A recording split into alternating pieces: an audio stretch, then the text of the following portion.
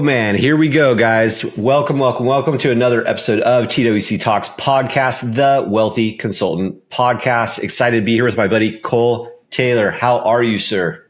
I'm doing great, Mike. Good to be here. Excited to chat with everybody. It's gonna be fun. Heck yes. I've been looking forward to this one, man. We've been kind of getting towards this for a while. I feel like we finally reached the peak of the mountain together here. Finally made it happen. It's been a long climb, but we're here. Yeah, man. Yeah, we made it up, oxygen mask and all, and we're here together at the top. I love it. Hey, I'm excited to talk to you. Obviously, I have the benefit of knowing like your background stuff, so we're going to get to that in a minute. But I think why I just genuinely dig what you do so much is because it's so real life, and you kind of cut through the BS. You know, people are looking for shiny objects, like little magic fixes type stuff, and you really attack the mental and emotional and psychological components of peak state performance, and both mind and body. And that's what we're talking about today. So mind and body, how your health fuels your business. I honestly couldn't think of anybody better in the world to talk about that with than you. So let's give the crew a little bit of background. Tell them about yourself, where you're from, what you do. And then I'm going to start diving into your brain. Yeah. Thanks, Mike. Excited to be here. Excited to hopefully add value to all you guys listening. My name's Cole. I am an Oklahoma boy. Born and raised here. I've moved around a little bit, but somehow Tulsa, Oklahoma just keeps drawing me back. So I live here. Just something about the Midwest. I moved to Denver, and when I moved into my house there, the neighbors like hid and shut the door when I tried to say hi. When you move back to Oklahoma, the neighbors bring me a thing of cookies and had their kids next to them and said, "Hey, can I help you move in? You need anything?" I'm like, "This is my people." So I can't get away from the South or Midwest vibes. But yeah, I grew up in Tulsa. Background in the most condensed way, and we can break it down even more, is played college football. So I've loved sports and athletics my whole life. It's been a part of who I am. Just always have been a competitor and athlete, and went from college football right into got a business degree and went right into full-time occupational ministry. So I was a pastor, and for me, that was the best way to be able to make an impact on people. I had this like stirring and drive of like, I got to help people. Mm-hmm. And I grew up in a ministry family too of other pastors. And I saw that model. I was like, man, they make such a big impact. Like, I'd like to do that. Well, I got into that for a few years and very quickly realized there was a part of me that was still unfulfilled, kind of still stirring, like, there's something else. I love the impact, but there's some other things I want to talk about, I'm passionate about, and I'm not able to here. And also, I didn't like making $30K a year and wanted to be able to build a different kind of life for myself. So I'm like, how do I still do ministry, but maybe outside of the church? Mm-hmm. And so I ended up stepping away from the church. I got my master's in business, and I started what is now our health coaching company that, has been such a really cool experience for me, because I feel like literally I'm doing ministry or helping and serving people, but also getting paid to do it. And really the things we see from the health clients that we serve, I don't care about the abs and biceps, like that's a cool byproduct. But the message I got yesterday was from a son we're helping, his dad. And he like sent me a screenshot of what his dad had said. And he said, "Bro, I'm emotional right now. Like, thank you for like helping my children get to hang out with their grandkids for their granddad for longer." And I was like, okay, well, wow. There you go. That kind of stuff for me is like, it's changing future generations. And I'm so passionate about health, and it's not just the abs and bicep side, obviously. And for me, it's not even just the sports stuff. Like, that was a part of it, but I've lost so many family members from health issues. My dad passed of a heart attack when I was young. My mom passed of birth complications. Every man in my family's had a heart failure. Many of them died from it. And so for me, it's always been like, hey, like, one, I'm not going to let my family go through this, but two, I want to turn that pain into purpose and make sure others don't go through that as well. And so that's kind of the short version of the background is, from athlete to pastor into the business space. But it's really, to me, it's all converged to where it's like, how do I still be an athlete and do ministry and run a business, all that I can serve people, make a bigger impact. Love that. And so knowing all that,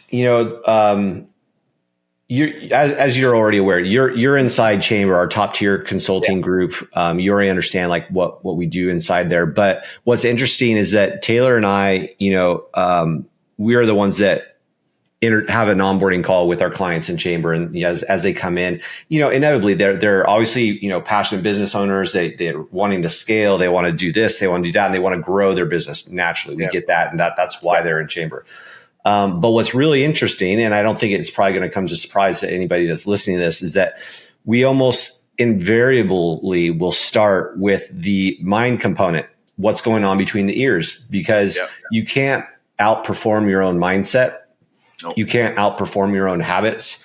And your business is just a mirrored image of your decision-making processes and habits and systems and everything that you develop both personally. And then obviously that expands out into the culture and the business and team that you grow. And so to not fix that is like ignoring the roots, the thing that's going to hold it all together, the foundation. And again, I'm not blowing anybody's mind here. We all conceptually know that. Nobody on here listening to us today or later down the road is going to go, I don't know. I don't know if I agree with that. I think that's pretty common sense, quote unquote, air quotes, right?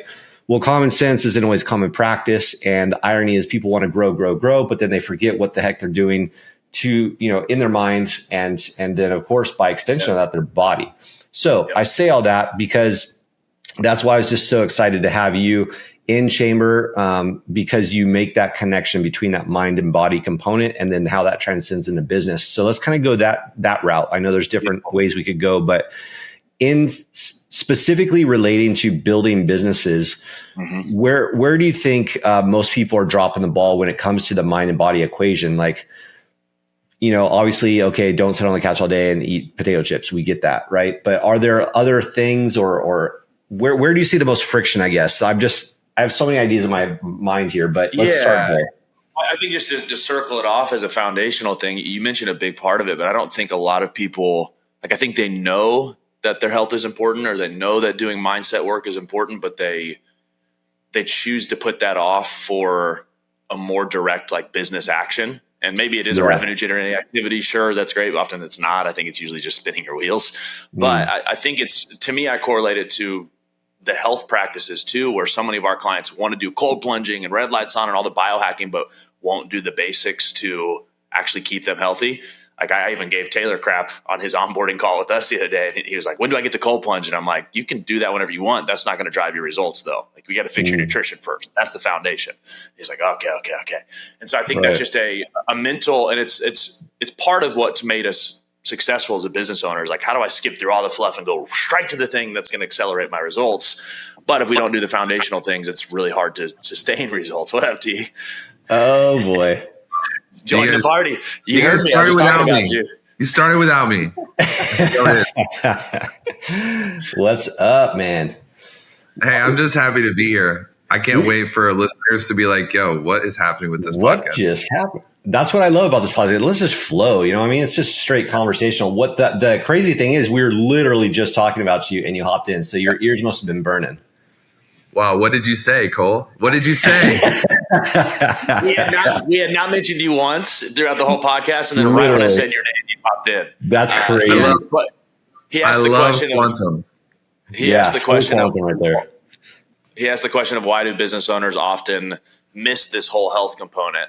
And I was talking through how typically we want to jump straight to the thing that is like the fastest results, but we forget the foundational things. I said, for example, Taylor in his health wants to cold plunge all the time, but we got to fix the nutrition first because that's the biggest foundational piece. And then you popped it right there. Yeah, it's a good time. I have something to say to that. But first, dude, pull that mic up to your face, dude. You need to say it now. Say it now. That's so much better. R&B vibes. He's quiet. He's quiet. I can turn the volume up too. Yeah, that's what I want. Is this what you want right here? Mike is terrified of what's happening. You can see him just staring off into the clouds. No, I'm taking notes here. The reason that is because first of all, I'm guilty as charged, just like every other entrepreneur, of chasing shiny objects. Mm-hmm. I mean, like, dude, cold plunge, red light. Ooh, sign me up. That's cool. Yeah. Like, all in. And then the other thing is, I will say, dude, you dog on cold plunges, but listen, they're great. The mental component of doing something that hard, that's what I'm actually drawn to. I don't actually think that I don't care that much about the health benefits. It's the mind. But the same effect can be had by eating healthy. It's amazing how much better you feel when you don't eat shit. 100%. Well, it's the same thing for me. Like I've never been a runner. I've never loved running, but the mental component of, I did an ultra marathon like a month and a half ago. The mental component of that is why I did it. I didn't want to run. I don't like running, but I was like, okay, I'll do this just because I know it's going to mentally break me. And it did. It broke me. Yeah. It taught me a lot. Dude, I was like 217-pound dude and ran 79 miles. Yeah. Damn. Not a fun time. Here's my favorite thing about Cole so far. Because we worked out the other day and it was not fun for me. Right. It was really painful, actually. You know, the thing though about it is, Cole, you are equal parts savage and humble at the same time. I just think that should be acknowledged real fast, because you have a really savage side to you. Because I was on your onboarding call yesterday. He's definitely a savage, but you have a humility where your head's on a swivel. You're always learning. Yep, let's try it. Yep, let's try it. Let's optimize that. Let's figure it out. Whereas most people, when they get the skill and the competency high, they close off to new things. Yeah. They're like, this is the end all be all way. Follow my system. Yeah. Anybody else's system is dumb. And you're one of the rare players, I think, especially in the just the health optimization space, who you're not just like lording your results and ego over the whole farm. Like, you're kind of like, if something works, let's try it. You know? Appreciate that. I wanted to say that. Thank you. You're welcome. Well, so we have a cool little, angle here, in that we have Mr. Taylor Welch onboarding with Cole Taylor with your systems and stuff. So, I mean, let's dive into that a little bit. What does that look like? What is it that you're doing for clients when they come into your ecosystem? Yeah. What's going on there, and where do you typically get them started off? Sure. So we have a couple phases we walk people through. On the front facing, we explain it differently, but when we actually get into the ecosystem, we really simplify things. And it's like, here's your couple steps of the process we're waking through. But a overarching generalization for front facing is there's really three big phases we walk people through. Is first, testing. We got to get data on people's body. I believe great data leads to great decisions. Just like, as Taylor's teaching me the ad game right now, is like, I have to know my cost of acquisition. I have to know, my lifetime value if I'm going to make any sort of ad spend decisions. Otherwise, I'm just throwing money at a wall. It's the same thing for our bodies, though. Like, most people don't think about that, but most health decisions aren't made around data. It's just like, I need to eat less and move more. Okay, that's like, I need to sell more clients and keep more money. Sure, it's a great direction, but that's not good analogy. That's not the end. That's all. That's it. That's all we have to do. That's all you do. And if that's all you know, you're going to be successful. But I think people overgeneralize like that, and they don't have data to make decisions, and so they could be working really hard but spinning their wheels a lot. So data for us is important. We're looking at hormones, nutrient deficiencies, metabolic health. There's a lot more we can do with DNA and gut health. But the idea is, like, I want to understand what's going on in someone's body so I can fix the internal piece, so they're not just working hard. We're actually optimizing how their body's functioning and it's efficient. That's the foundational piece. So right when people get in, we're ordering testing for them. That takes a couple weeks to get back. And so during that time, we're building the foundations of, what are we eating? What are we moving? Are we sleeping consistently? But what happens is we take that testing and then we put together a protocol of exactly what you should be doing for your body. We have a functional medicine doctor, nutritionist, and trainer that basically says, from this data, here's how you work out. Here's what foods you need. Here's what supplements you need. Here's what your sleep should look like. Even peptides and hormone therapy, if people want to go down, that's like, here's your whole preventative and performance protocol. Here's how much nicotine you need to take. Exactly. Right, yeah. Pure protocols there. On an empty stomach, for sure. So testing, it gives us the data. Protocol is exactly what they are supposed to do on a daily basis. So it's very simple and they just execute. The third piece, and this is how we really differentiate ourselves, is because all of our clients are extremely busy, travel a ton, running businesses, families, like, time becomes one of their biggest assets, or it can become a liability, and it's what gets in the way of the results. Is not because they don't have time. We know that you can create time, but there's a prioritization thing of like, I'm traveling and I have my family. It's like, I'm not going to go meal prep for 5 hours. Like, it's got to be a better way. Yeah. So our third piece of what we do is what we call autopilot.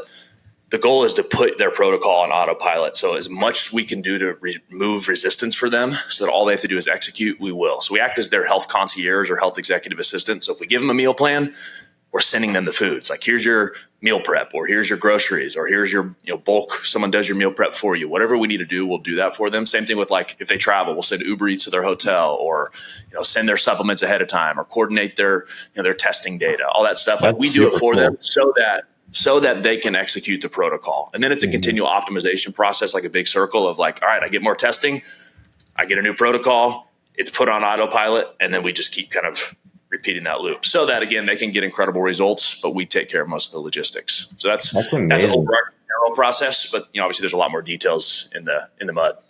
Yeah, no doubt. So I think the big thing for me, obviously everybody understands the physical fitness. Everybody wants the abs, the biceps, the fit body, whatever, right? Like that's a no brainer. Or maybe not everybody does want that. I don't know. Maybe that's a blanket statement, but the idea being that's kind of the go-to. Everybody wants to look good. But for me, what I'm really interested too is the mental state, like that peak mental state that comes from a really clean, optimized lifestyle and diet and whatnot. Can you speak to that specific component? What can people do to really help get them into that peak mental state better, faster, longer, as it pertains to like the work environment? Because that's a key thing, right? Like you said, better data, better decisions, but same thing in business, like better, mental clarity and performance, better output for your business too. So what do you suggest that entrepreneurs look at when it's specifically that piece? Yeah. So I think first off, just the foundations of meals and movement. Like I can't, like I'm going to talk about a little more in-depth stuff, but if you're not moving consistently and priming your body performance, like what I call weaponizing your body, like if I'm not moving consistently to get blood flowing, get the hormones pumping, like that, it's so much value in that, because you guys can feel the difference when I do a workout or I move or I sweat, like how much more clear I think. Like it's just endorphins kicking in. There's so much value in the movement, but meals as well. Am I putting the proper nutrients in my body? Like not even eating perfect to get shredded, but I need good quality foods because that directly correlates to how my brain feels and performs. Like gut health is a massive thing that's not talked about enough, but there's a connection between our gut and our brain called the vagus nerve, and the foods we eat directly correlate to how our brain feels and performs. And I could go super deep into that, but I've done a ton of food sensitivity and gut health testing. And little specific foods will either make my brain more clear or make me feel groggy. And the last time I took the test, the top 2 foods for me to not eat were sweet potatoes and broccoli. And I was like, what the, like, that's all I eat. Like those are my favorite, like outside of my protein sources, like I eat those all the time. And the doctor was like, it's not that they're not healthy, but for your specific gut bacteria, you're not digesting it properly or breaking it down. And so it's leading to your brain to not perform as well as it should. And there's digestive issues. And I was like, oh my gosh. So it's not just eating clean, it's also eating the right types of foods. But there's a ton of other things you can look at of like your hormones, what nutrients you're deficient in. And so I think for me, depends on how deep you want to take it. The foundation, I've just got to be consistent eating good, clean food and moving consistently. But if you want to take it deeper, there's testing you can do to see, like I was low on vitamin D, B, and iron, and all those determine your energy levels. And I was like, okay, so I got to fix that. So there's layers to it. Hey, I have questions. Mike, can I ask questions or do you want to run this show? No, ask questions, but I know what you're thinking. You're like, yeah, but what about those mint Oreos? Is that part of the protocol? Can you please build that into my protocol? I threw them away, Mike. I threw them away. You're a good man. They're not allowed in our house anymore. And Doritos are next. It's a good move.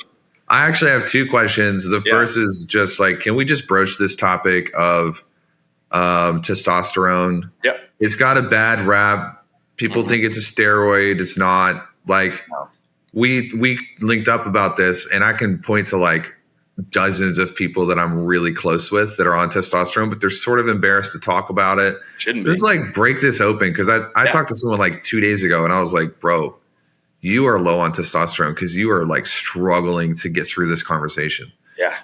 Teach us. Yeah. So I think it's given a bad name because I'm also comfortable with the bodybuilding world. Like my business partner was a professional for years. I've got a ton of friends that did that. That's never been my thing. I've always just been more of an athlete and more functional, although I want to look good too.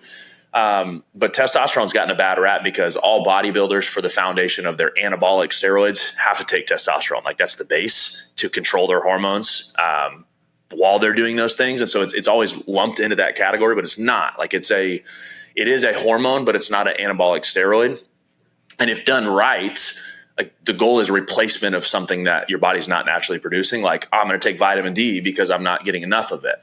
And so the difference there is in the amounts that you take and if you actually need it. So like for me, I'm on testosterone therapy and I'm actually pretty young, which is frustrating, but my levels were at 212 when I got tested, which normal range is typically like 500 to 800 and optimal is like 800 to 1,000. And the doctor's like, we can try to fix it, but it's going to take a couple years and I can't guarantee. And I'm like, all right, I'll do it. Like I can't deal with that.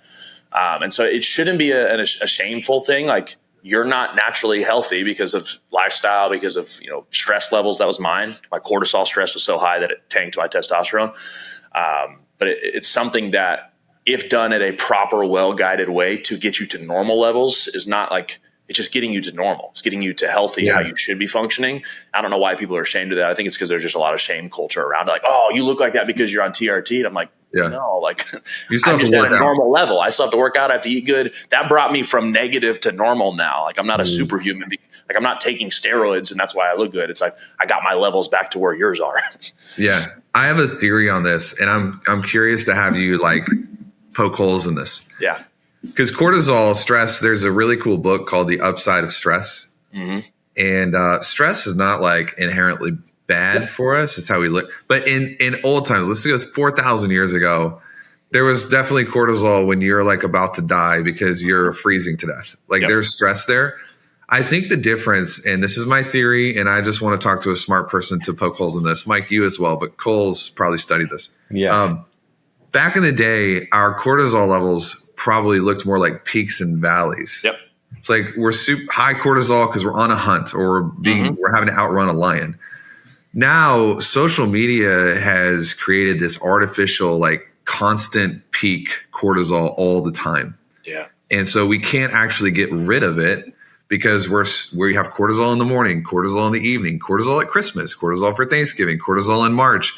It's almost like all of the time there's something to be stressed about. Yeah. Is that what is causing the negative ramifications and the negative byproducts?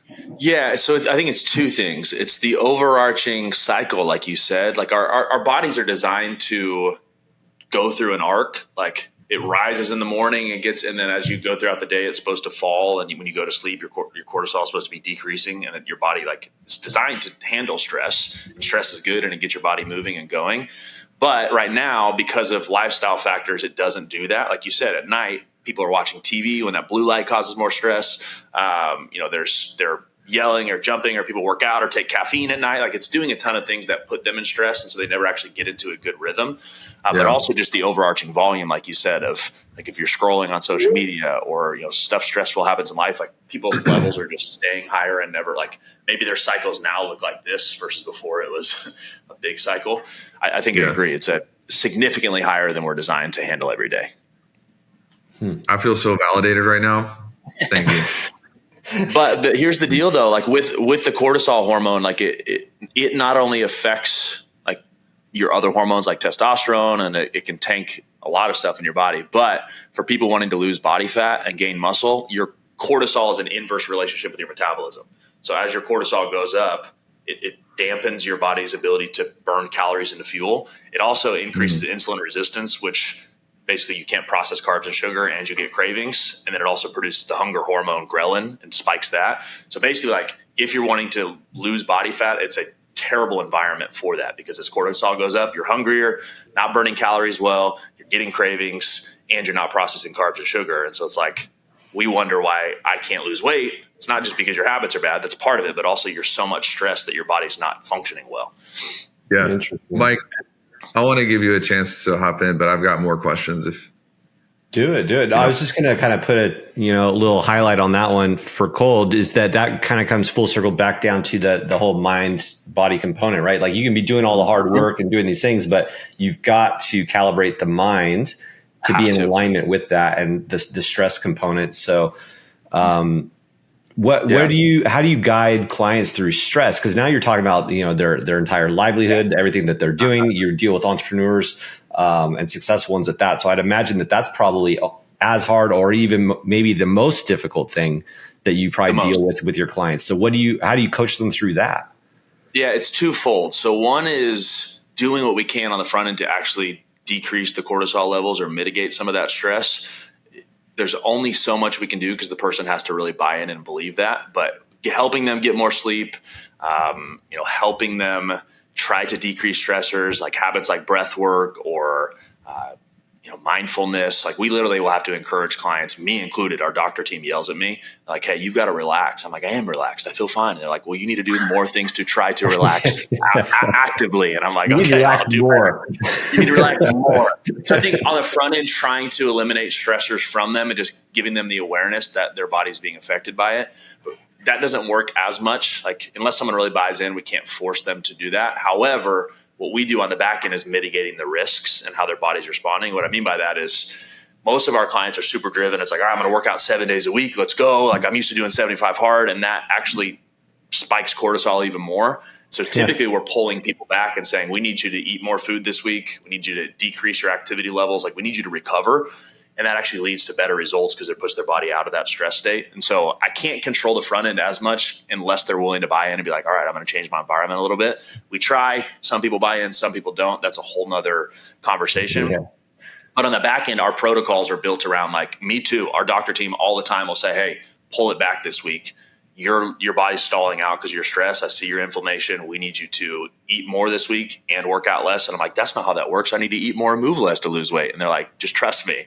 But as the cortisol goes down, the metabolism comes back up and you balance your levels back out. Where for me and most people, like if they stall out, I'm like, I'll just work out harder and eat more. But cortisol spikes, your metabolism's going down. And so I'm eating less, but I'm also burning less. If that makes sense. Yeah. So we're often trying to mitigate the risk and just say, hey, relax and your body will do what it's supposed to do.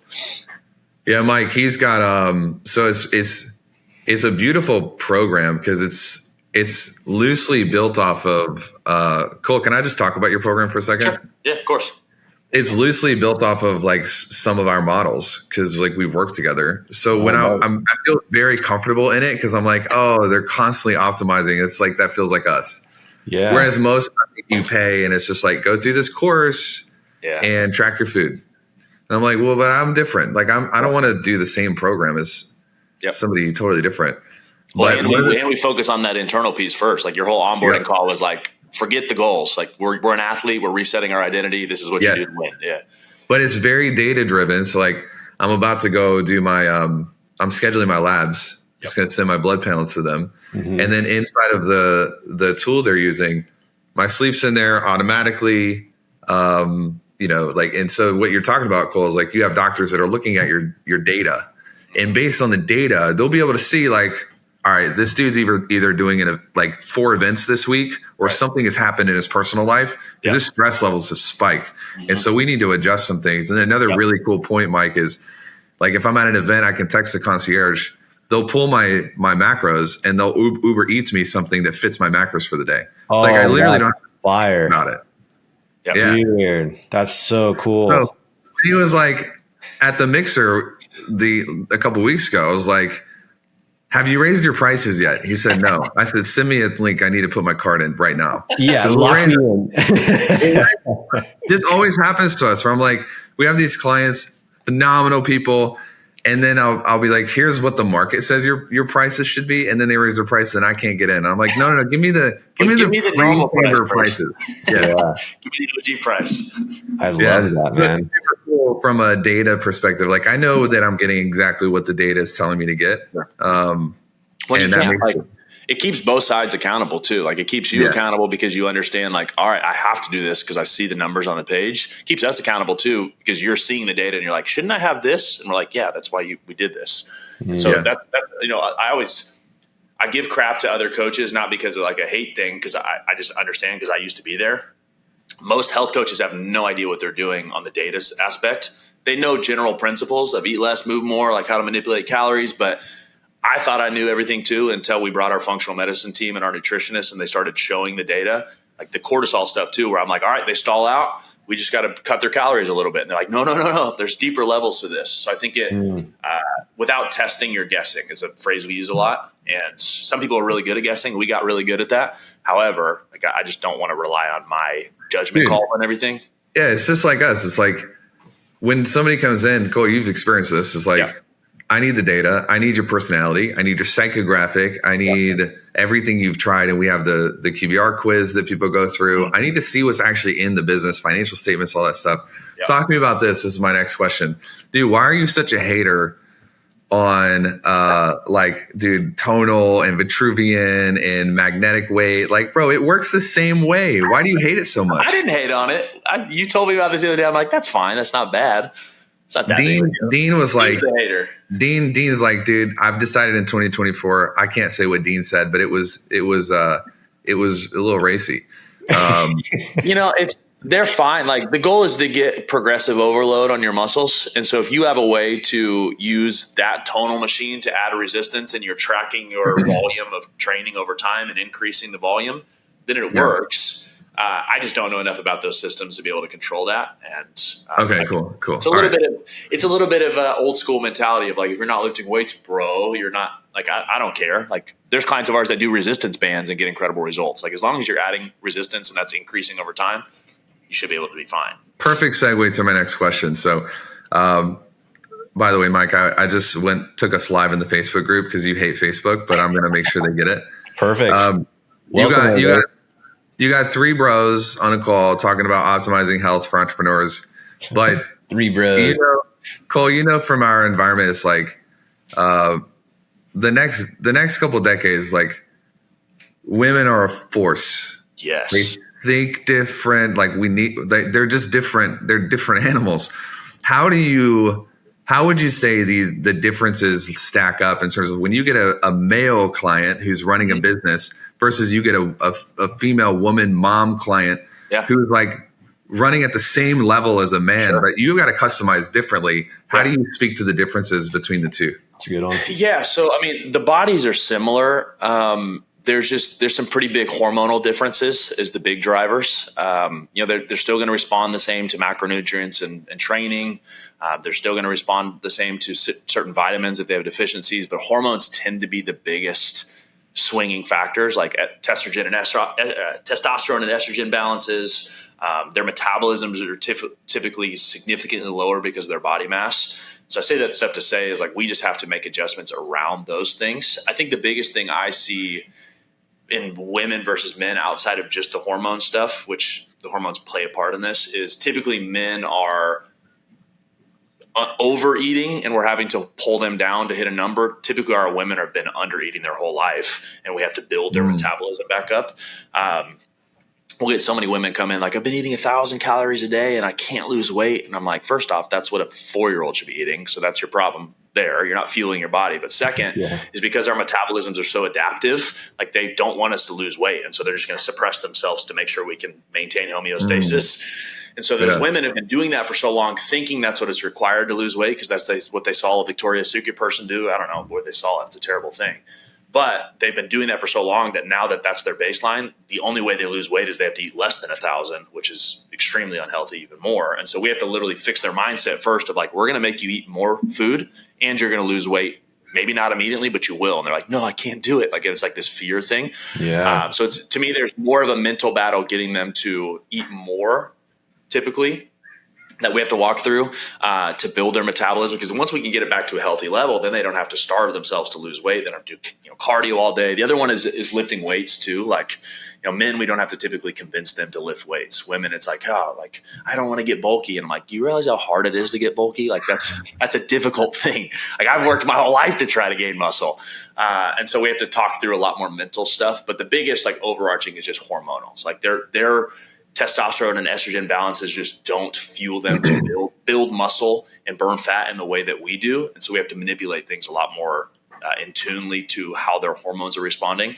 It's very doable, but it's just a different process for sure. Got it. Yeah. Lindsay's coming in. I've already talked to Lindsay. Next, like couple of months, just cut me the pre-price increase. Okay. Difference on that.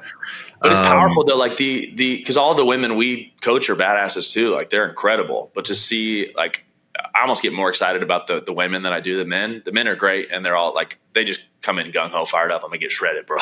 Where the girls, like, there's a little bit of hesitancy and you saw that like on the onboarding call yesterday, like the husband was all in, signed his wife up too. And she's like, we'll see. I don't know. Like there's always, but then seeing them 6 months in and they're fired up and they're like, I feel amazing. And like, that to me, that just, it's much more impactful.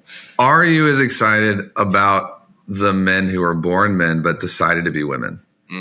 That's I don't have any of those in our community. Well, dude, I think in the interest of inclusion and diversity, you need to fix that. So we'll work on that. I haven't had any come to me. I think they're maybe not. They don't respond well to my frame and marketing. We'll put a campaign together. Okay. Yeah. Mike knows a lot out in California, man. You don't know. You can't tell somebody what gender to be. They got to make that decision. That's right. Yeah, that gets real weird on the medical side. Like, if you want to call yourself that, that's cool. Like, I'll honor your decision. But when we get into the data, like, your hormones still say otherwise. So you want me to make the decisions off of that and get you results, or make decisions off what you're telling me? Because I don't know how I can help that. Yeah. What about hacks? Like not like hacks like cheating, but like when you get into like biohacking, where like, are there routines that you see just across the data pool of clients? Like, is waking up earlier beneficial? Does it matter when you train in the day? Like, what's the best? I think some of it is very person specific. Like, even for training, for example, your body actually, like, you will get higher output in a workout if it's later in the day, typically because you're more awake, but also you fueled your body more. Like, once you get 3 or 4 meals in and you have the calories like actually working in your body, you can significantly train harder. And so optimally, like, we would tell people to work out in the afternoons, but like, it's not ideal for performance or for their lifestyle. And so I would rather work out in the morning because it's keeps me awake, keeps me alert, primes me for the day. So there's always a line of like, what does the person respond the best to, but what's also optimal for their performance or their lifestyle. But overarching, there's definitely basics that people should be doing. I don't think waking up early is necessarily helps performance unless you are getting sleep on the front end to do that. I would actually rather tell someone like, bro, like, don't wake up early if you're not going to go to bed early. Like, you're not getting enough recovery and sleep. I don't see performance increases. Like, I think there's definitely different, chronotypes to sleep, where some people perform better at night. Some people perform better early in the morning. I think, we often use an excuse as I'm not a morning person. I think you can take on that identity and you can change that. But I do think that depending on the person and their lifestyle, it just depends on that. But there's definitely routines that are across the board helpful, like amount of water you intake, the certain vitamins and supplements like vitamin D and vitamin B, like, that are going to make everyone feel better. Grounding, breath work, meditation, mindfulness, gratitude. Like, there's things that all of our clients tend to do that get them results, regardless of what they are. But I don't think the specificity, like what time you wake up and what time you train, it's very person specific, if that makes sense. Yeah, totally. That's great. Sense. That's good. Love it. Yeah. So I would say most people are going to want to know more about what you do and how to get a hold of you and whatnot. So, like, what are the easiest ways for people to track you down and learn from from all the value you're pumping into the market? Sure. Well, 2 things. It depends on how deep they want to go. If they just want to learn about me and who I am, social media is always great. Just Cole David Taylor is all my social media platforms, Facebook and Instagram and LinkedIn. If they're wanting to actually learn about our program, they can always go to our site, thestartingline.fit. So the starting line, like it's on my hat. I think a good entry point for them too, if they just want to start doing something, is we have a free ebook that we can give out to, that I can either post in these comments or you could add to the podcast or whatever. That's, hey, here's how you start working out. Here's some plans to follow. Here's how you calculate your calories, like, just to get the foundational basics. Cause I'm a believer, like, even if I don't want to do testing, even if you're not gung ho about everything, you have to move and you have to fuel your body with meals and proper nutrition. And if you can do that, you'll get, 80% of the way there. So we can include that link as well. So however they want to connect, whether it's social media, if they want to actually go directly and like, all right, let's learn about how we can hire this guy, or if they just want some free resources to get started, I can give them all that stuff too. Nice. Yeah, we'll definitely post that link below in the podcast and stuff. Make sure that that's there for everybody. That's awesome. Taylor, is there anything else that's on your mind that we want to drag out of Cole's brain here while we got him? I mean, how much time do we have, Mike? As much as you want. I mean, we can do whatever we want, dude. We run the show. So it was blocked off for another 20 minutes is what we have. Let's talk about like the performance enhancement side of, like, so things like nicotine and the nootropic space is like a massively growing space. I'm liberal with my definition of nootropics. Like, I think margaritas are nootropics. As proven in our last event, everybody had a good time. But yeah, what types of supplementation, and I know that you're going to be like data, whatever. Yeah. But what types of supplementation are you using? Like you mentioned peptides. Are you on like vitamins? Because we don't get a lot of those things from our food because we live in America. Yeah. What's your stack? Yeah, so I actually just got my first peptide in the mail from our team, and I'm about to try it. CJC ipamorelin. It's a combination. Basically, the simple version is it stimulates your pituitary gland to produce a higher level of growth hormone, which makes your skin better, makes your body repair itself faster. It also can increase muscle gain and fat loss. But peptides are like the new frontier of health and performance. And it's often looked at as the same category as a steroid. It's not. It's basically like steroids are dumping foreign chemicals on your body. Like here's just a bunch of extra hormones so you can get shredded. Where peptides is putting an amino acid, a broken down protein that your body already produces just back in your body. And it stimulates your glands to produce more of what they're already supposed to. So it's a totally like instead of dumping foreign materials, it's like lighting the fire for your body to produce what it should. And so it's something I'm about to explore. A lot of our clients are on them. Like I told you about Ryan Pineda the other day. He's on like a whole stack and has seen significant changes. Ryan is shredded right now. Yeah. Shredded. Is he a client? Yeah, he is. Yeah, he's shredded. So like when I was out in Vegas at his studio, I was like, you look different than you did 6 months ago. Yeah. He in his first like 3 months with us, he gained like 8 pounds of muscle, which is, if you know anything about muscle gain, like that's significant growth. I'm going to gain 9. I'm going to beat it. Taylor gets all competitive. Peptides is 8.5. Yeah. Peptides is something I'm just exploring, and I was a little hesitant on some of it because I'm like, I don't know enough about it. Like I don't want to be a lab rat, a lab rat. There you go. Mixed up my merds. I don't want to be a lab rat, but I do a lot of other vitamins and supplements, like outside of the basics of like protein and creatine. When we're talking performance, typically I'm doing like a magnesium before I go to bed to increase sleep and recovery. But for energy level stuff like vitamin B, vitamin D, and iron, I was super low on. And so fixing those things, I don't do a whole lot on the optimization or biohacking like supplements outside of just clear routines of like, I have to drink 12 ounces of water when I start my day. I'm going to wait on the caffeine for 30 minutes. I do drink a good amount of caffeine, but I've decreased it a lot. But the biggest thing for me is keeping my nutrient levels where they should be, which like I said, vitamin D, vitamin B, and iron is things that are energy precursors. I have to keep them at an optimal level. Otherwise I won't be feeling good. Yeah. So that's a big piece. Plus just sleep routines and making sure I'm tracking my recovery on my Whoop. I have an Oura Ring too, just because I wanted to see the difference. But watching that stuff and eyeing it, like to me, that's a much bigger return on that stuff for your recovery and your performance than it is to like, I'm going to also take this drug and this thing, and you just don't know. Yeah. So I know you said don't get too data driven, but it's all based off of my data. So speaking of data, Whoop versus Oura. Ooh. Super similar. So I've been a couple weeks now of both. I think honestly and I've talked to, we actually had a meeting with their COO the other day, Whoops, just to kind of figure out how we can get them integrated into our community. And I was talking to him about it, and he was asking about my experience. So I honestly, I think they're very similar. Like my data has been within 5% either way every day.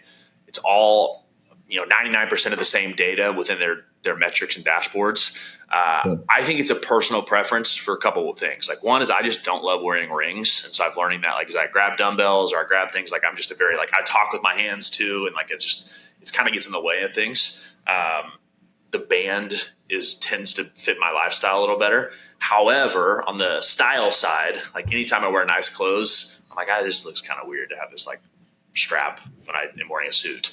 So there's some of that. But as far as like the data, it looks the same to me. The presentation is just different. Like Whoop seems very athletic. It's like a scoreboard. It's more aggressive style, where Oura Ring is more like it's clouds and kind of airy and more like woo, which is cool. It's just their branding is different. So I think it depends on the person and their style. But I think the data is pretty identical from what I've seen. Like I have not seen much of a difference outside of 3 to 5% changes on either direction.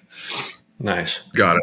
But I'm a big fan. I think everyone should have some sort of wearable to see what their sleep and recovery is. Cause like I stopped drinking almost fully because of my Whoop band. Like I would, not that I never loved alcohol that much, but maybe once every couple of weeks I'd have a couple margaritas. Now it's like once a quarter, because my first time I drank wearing a Whoop band, I had one margarita and my next night's sleep, it was like 17% decrease in recovery. And I was like, what the heck? Like it's wild when you start to see the data, how I've noticed that specifically with alcohol, like how significant it impacts your sleep. That was very eye-opening for me too. But even things like, so when I trained for that ultra marathon, my coach told me a lot of things to do. Like, hey, you gotta do a Epsom salt bath, and we got to do Theragun and foam rolling. And I'm like, yeah, those things are fine.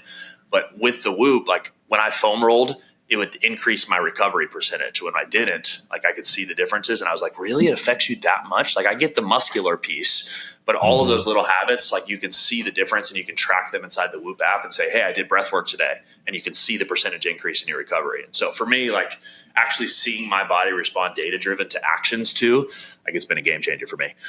Yeah, I think one of the keys is just like, you don't have to, like, you're full time at this. And so I am such a fan of just not having to learn everything myself the first time. And so, that's one of my things of just like, even yesterday when we were talking on, and then Tanner, who's one of your guys, was messaging me in the app, and I was just like, man, I don't have time to like wear both at the same time and research. And I don't have time to like look at the correlations, but it's an amazing thing when you have someone just watching your back. And it's the same in business. Like for us to be able to, with Chamber and Mike, we talk about this all the time. Like we're testing a new like mini book report thing right now. And I've told everyone like, hey, let us test this. We'll pay for the data and we'll send it to you and use it if it works and disregard it if it doesn't. I think that there's no better place for this principle than with your health, because that supports literally everything else. If you feel good, you can make more money. If you feel bad, you screwed. Like you can't, you'll barely be able to put pages together, Well, that's why I always say, like, your body can be a weapon or it can be an anchor. Like most people that I know that are successful in business, their body has been an anchor. Like they found a way to be successful, but they were dragging their body around the whole time of like, I crushed it even though I was tired the whole time. I crushed it even though I didn't feel good, or I crushed it because I wasn't confident. Where if my body was a weapon that like I had more energy, more confidence, more mental clarity, it drives everything. And it's been a game changer for me to keep my body optimal, because like your output on a daily basis, not just hours you can work, but a focus during the day, it changes a lot. And I think if you don't have data to drive that, like it's really difficult to. But you as a business owner, not in the health space, you shouldn't spend 5 hours a day researching your health. Like just have someone tell you what to do, because that's our biggest complaint is like, I can't do all this. Like there's too much that goes into it, or I don't have enough time for that. Like it's too much. And I'm like, well, just let me do it for you. I'll just tell you what to do. You spend a couple minutes a day just following a game plan, and then you get the results, but you don't have to, like Taylor said, you don't have to do the research yourself. Like that's why I hire coaches in every area. Like I want to grow in my faith. Great. Like let me hire someone that's going to pour into that. Just pay for the accountability and someone to make the decision for me. Yeah, that concierge piece is awesome. That's part of how you can position yourself to follow through. Like if it's expensive enough, you're going to do it. You'll do the work, or else you lose out on that investment. And so it's a bit of a hack as well. Just like, look, I'm just going to do this because if not, I'm out, however many $1,000s that it costs for me to do it. I think it's funny that people look on that and they're like, well, that seems like a cheap form of motivation. Well, there is no such thing as a cheap form of accountability. Like you do the work and you get the result, and whatever it takes for you to do the work, you make that happen. Nobody cares how you got there. They just care if you got the result or not. 100%, dude. I'm curious 100%. From you guys' perspective, because it blows my mind, and I kind of understand this, but it's something that very frustrates me, is how willing people are to invest in business consulting. And you may have a different view on this, but I see how willing people are to invest in that, but they're not willing to invest in their health. And they're like, oh, I've got it. I'll just figure it out. I got to be more consistent. Like I face that every day, because I'll work with clients that are in these other business groups that we're in. And they're like, I know they spent $50,000 to be in that group. And I'm like, I see what you're doing, but now you won't spend 5 to 10 on your health. Like what's the deal here? And they're like, oh, I got it on my own. Like, why do you guys think that is? Like, is it an awareness thing? Is it a prioritization? Is it a pride? I'm very curious.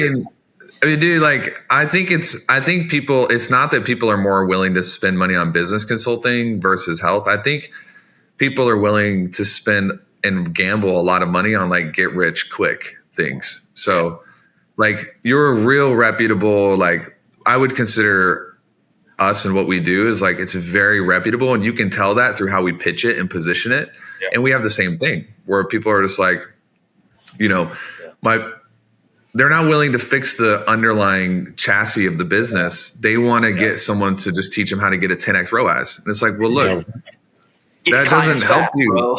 Yeah. Like you're going to be, if you pay for that, you're just paying to kind of get a bigger hamster wheel. You know, you're not paying to fix the hamster wheel. But I will say this, man, like everything that we have done and this whole industry has done, we've taken from the health world. So pain-based marketing comes from health. And so when the difference is like you can sell it just as well. You're kind of selling the original consulting industry, because if you go to a doctor, you're in physical pain. It's literally pain-based marketing. I think that the industry has just gotten all out of sorts because we can decrease the time to value, that TTV rating with money way faster than you can decrease the TTV on health, because you can't like I can take a client right now, make them $1 million in 10 days. Yep. Like I can crush that TTV down to tomorrow.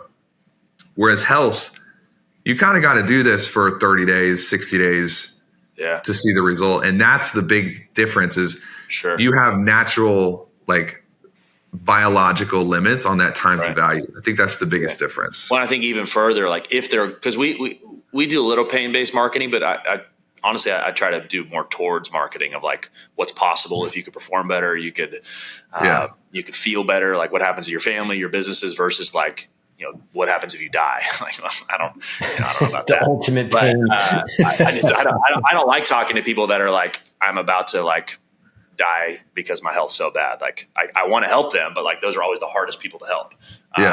And so, but I think to your point, even the people that we got 3 guys right now that started, you know, less than 30 days ago that are down like 25, 30 pounds. Like we can see really fast results, but to your point, they don't see that as a byproduct in their business until even like it's another lagging thing. Like, the long tail effect. I'm here, another month later, I start to see the repercussions of the energy that I had at that time. So it's like it's a chain reaction thing.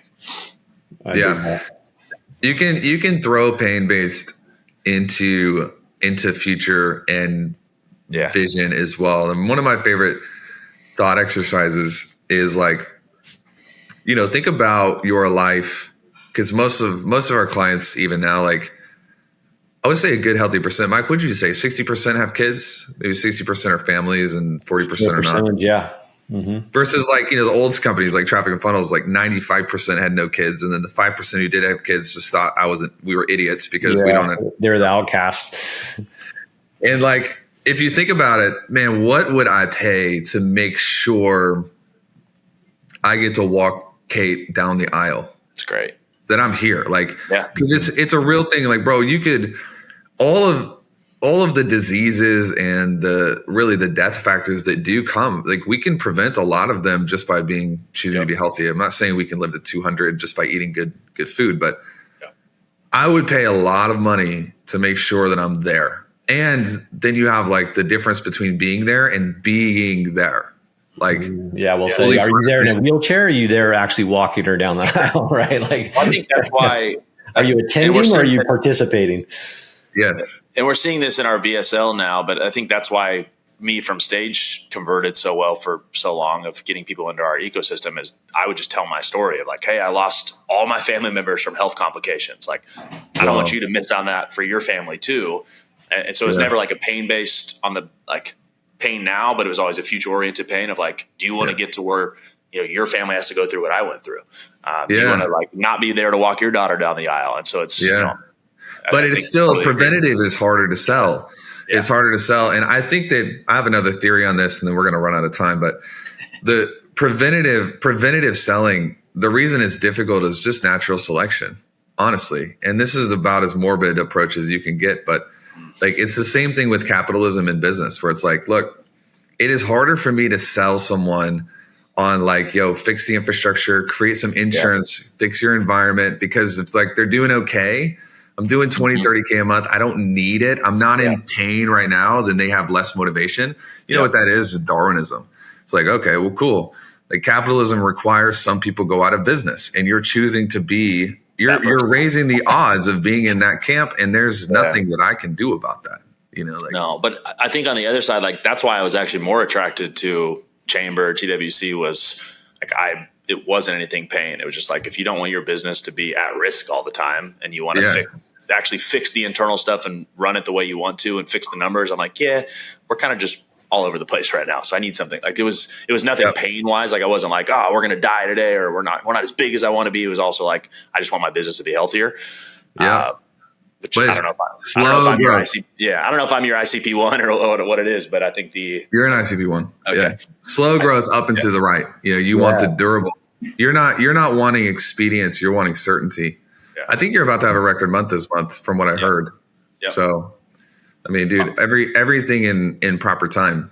You know, I know that record month is because I became a client. It's exactly. You pushed them over the edge. That was it right there. Record month by 10K. There you go. Just by 10. Love it. We'll probably do like 30% higher than we've done in any other month this month. So nice. I'm pretty well done, dude. Appreciate that. Great. Well, this has been fantastic, guys. Cole, we're going to have you on. I mean, we have live events. We have all kinds of things that I know you're going to probably get pulled into, whether you know it or not. So excited to have you here inside Chamber. Obviously, pumped to have you part of the TWC podcast. And the fact that Taylor was able to jump on right as we were talking about him behind his back makes it even better. It was awesome. Appreciate it, guys. Thank you for what you've done for our business too. I'm sure you guys are obviously here to promote me and talk about what I can do. But if you guys are in the Facebook group right now, don't be an idiot. Just sign up for Chamber. Like it's what you need. Stop being an idiot. Like we have so many clients that are an idiot about their health, thinking they can do it on their own, and they never do. Like it's the same thing for your business. Get the help you need. Like whatever it takes to invest to actually fix your business, so you have that certainty. Like that's what we have now. It's like I don't wake up every day like, dude, is our business going to crash because of one refund? Like you need that certainty. So don't be an idiot and try to do it on your own. Get with the people that can actually help you. That's what we'll title the podcast. Don't be an idiot. Perfect. Don't be an idiot. Awesome, guys. All right. Appreciate it, guys. Thank you. Yeah.